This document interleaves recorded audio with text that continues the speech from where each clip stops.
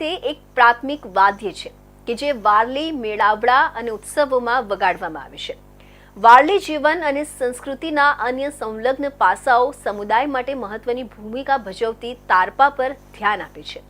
વાદ્યના સંગીત સાથે કરવામાં આવતા નૃત્ય સ્વરૂપને તારપા નૃત્ય તરીકે પણ ઓળખવામાં આવે છે.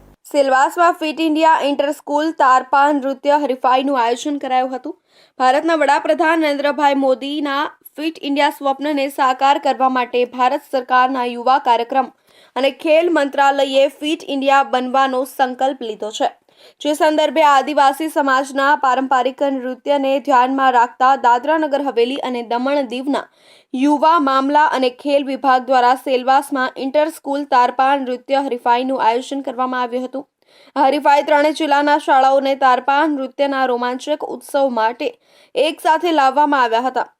આ હરીફાઈમાં પારંપરિક નૃત્ય સાથે કાર્ડિયો એક્ટિવિટીના સ્વાસ્થ્ય લાભોનું પણ ધ્યાન આપવામાં આવ્યું હતું. દાનહ દમણ દીવના પ્રશાસકના માર્ગદર્શનમાં અને ખેલ અને યુવા મામલાના અને શિક્ષણ સચિવ અરુણ ટીના નિર્દેશ અનુસાર અને ખેલકૂદ નિર્દેશક અરુણ ગુપ્તાના સહયોગથી સેલવાસમાં doctor APJ Abdul Kalam college ઓડિટોરિયમમાં ફિટ ઇન્ડિયા સ્કૂલ તારપા નૃત્ય હરીફાઈનું આયોજન કરવામાં આવ્યું હતું.